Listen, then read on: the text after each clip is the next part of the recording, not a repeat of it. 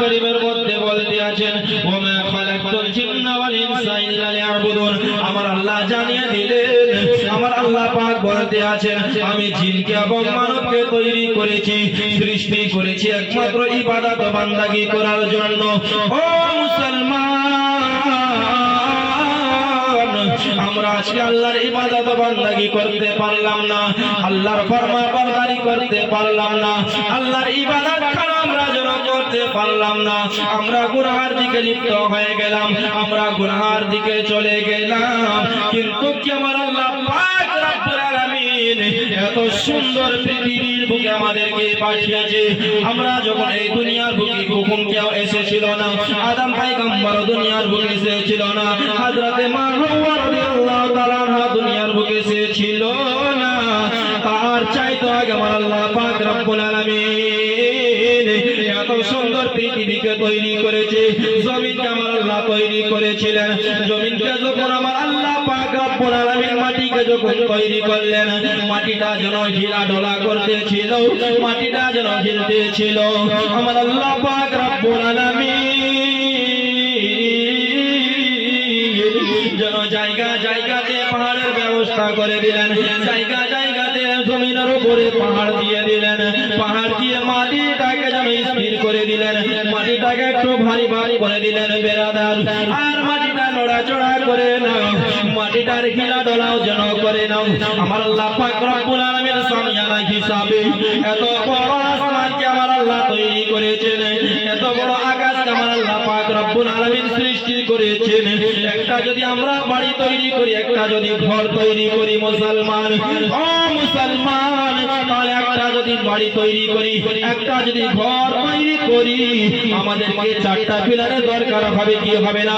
আর যদি একটু বাড়িয়ে দিই তাহলে আরো দুইখানা পিলার যেন বাড়িয়ে দিতে হবে। বেরাদার বন্ধুগণ, কিন্তু কি আমার আল্লাহ পাক রব্বুল আলামিন এত বড় আসমানকে বিনা পিলার দ্বারা, বিনা খাম্বা দ্বারা যেন সামিয়ানা হিসাবে লাগিয়ে রেখেছেন। জোরে বলুন সুবহানাল্লাহ। আল্লাহ পাক রব্বুল আলামিন বিনা পিলার দ্বারা, বিনা খাম্বা দ্বারা এত বড় আসমানকে আল্লাহ পাক লাঠিয়ে রেখেছেন। কিন্তু কি বিরাদার, আজকে আমরা আল্লাহর ইবাদত করতে পারছি না।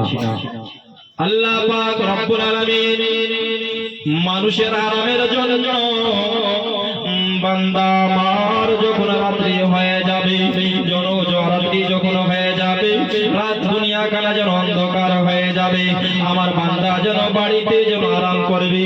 আল্লাহ পাক রব্বুল আলামিন আরাম করার জন্য রাতখানাকে দিয়ে দিয়েছে, বেরাদার কাজকর্ম করার জন্য দিনখানাকে আলোকিত করেছে।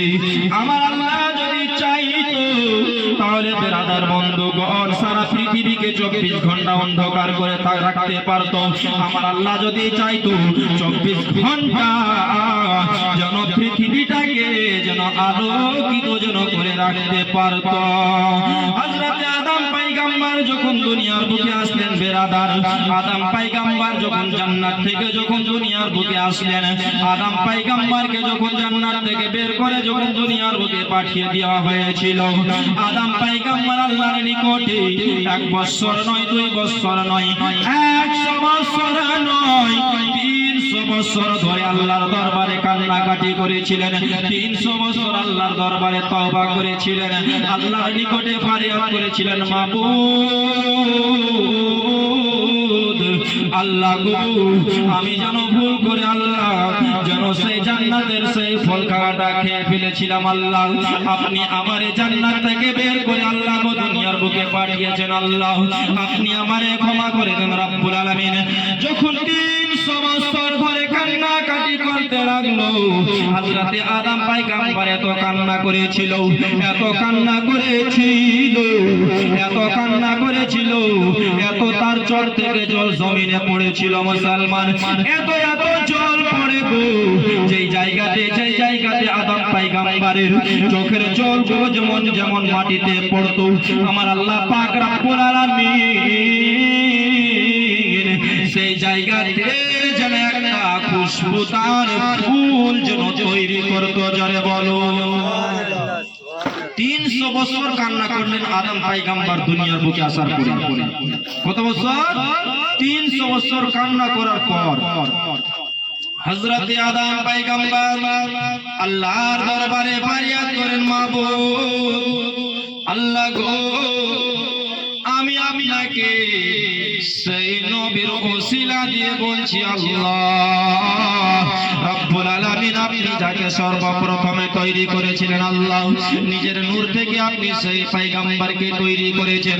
আপনি যখন জান্নাতকেও তৈরি করেননি আল্লাহ, আপনি যেন জাহান্নামকেও তৈরি করেছিলেন না রব্বুল আলামিন। ওগো মাবুদ, আপনি যেন আসমানকে তৈরি করেছিলেন না, জমিনকে সৃষ্টি করেছিলেন না আল্লাহ। সব চাইতে আগে রব্বুল